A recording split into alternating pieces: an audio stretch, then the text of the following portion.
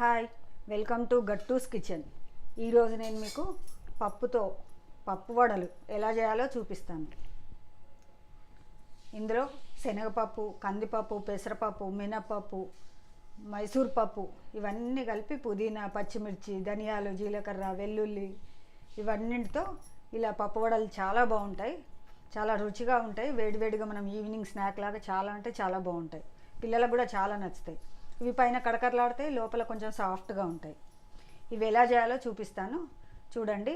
మీకు గనక నచ్చితే నా ఛానల్ని లైక్ చేయండి, షేర్ చేయండి, సబ్స్క్రైబ్ చేయండి.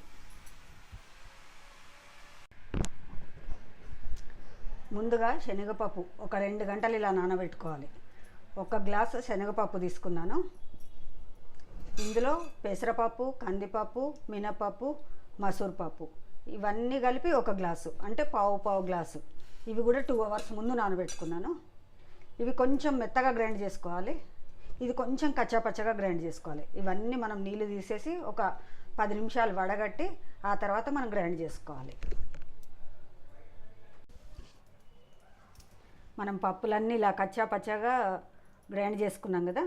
ఇప్పుడు ఇందులో ఒక పెద్ద ఉల్లిపాయ చాపర్లో వేసి సన్నగా కట్ చేసుకొని ఇదంతా వేసుకోవాలి. ఇందులో జీలకర్ర ఒక 1.5 స్పూన్ వరకు వేసుకోవాలి. పసుపు ఒక 1/2 స్పూన్ వరకు వేసుకోవాలి. నాది చిన్న స్పూన్ కాబట్టి ఇది స్పూన్ వేస్తున్నాను. ధనియాల పొడి 1 స్పూన్ వరకు వేసుకోవాలి, వేయించిన ధనియాల పొడి. కొత్తిమీర, కరివేపాకు, పుదీనా ఇవన్నీ శుభ్రంగా కడుక్కొని సన్నగా కట్ చేసుకున్నాను. ఇందులో పుదీనా చాలా బాగుంటుంది. పుదీనా వేసుకోవాలి, కొత్తిమీర, కరివేపాకు. పుదీనాతోటి మంచి ఫ్లేవర్ వస్తుంది, చాలా టేస్ట్ ఉంటుంది. 1 స్పూన్ వరకు అల్లం వెల్లుల్లి పేస్ట్. ఓన్లీ వెల్లుల్లి కూడా వేసుకొని చేసుకోవచ్చు, లేదంటే ఇలా అల్లం వెల్లుల్లి వేసుకోవచ్చు. ఇందులో ఒక 2 స్పూన్లు పచ్చిమిర్చి పేస్ట్. పచ్చిమిర్చి, ఉప్పు. 1 కేజీ పచ్చిమిర్చికి పావు కేజీ ఉప్పుతోటి పచ్చిమిర్చి శుభ్రంగా కడిగి ఆరబెట్టుకొని అందులో ఉప్పు వేసి గ్రైండ్ చేసి పెట్టుకోవాలి. సమ్మర్లో మనకు పచ్చిమిర్చి అంత బాగా దొరకవు, టేస్ట్ కూడా ఉండవు.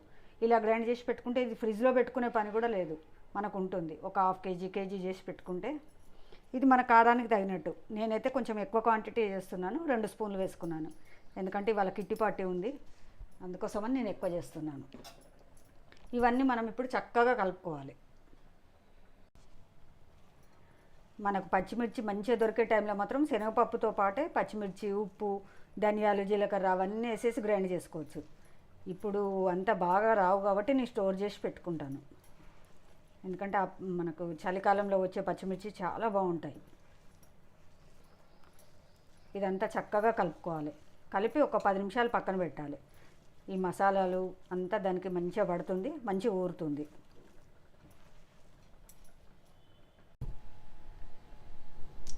మనము చేతి ఒక్కసారి ఇట్లా నీళ్ళలో పెట్టుకొని తడి చేసుకోవాలి. ఈ పిండి అంతా మనం గ్రైండ్ చేసి పెట్టుకున్నాం కదా, ఒక 10 నిమిషాలు నానబెట్టినాం కదా.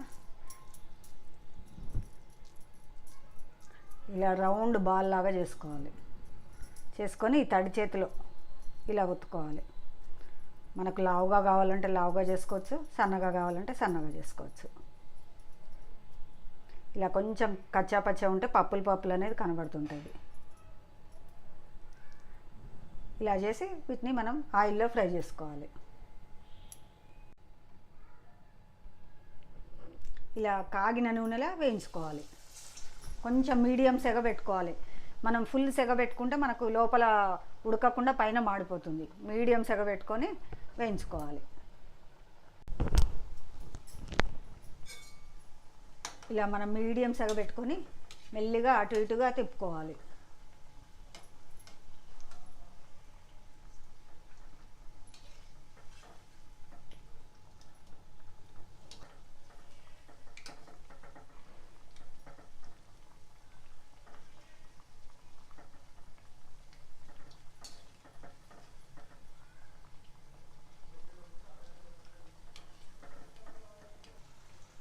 ఇలా గోల్డ్ కలర్ అయినాక మనం వీటిని వేరే ప్లేట్లోకి తీసుకోవాలి.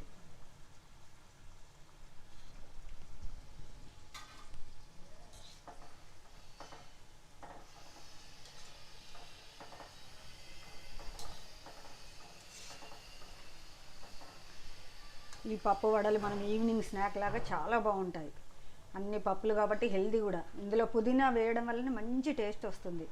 కంపల్సరీ పుదీనా వేయండి. పుదీనా, కొత్తిమీర, కరివేపాకు, తోటకూర ఉంటే తోటకూర కూడా వేసుకోవచ్చు. పుదీనా బదులు తోటకూర వేసుకోవచ్చు.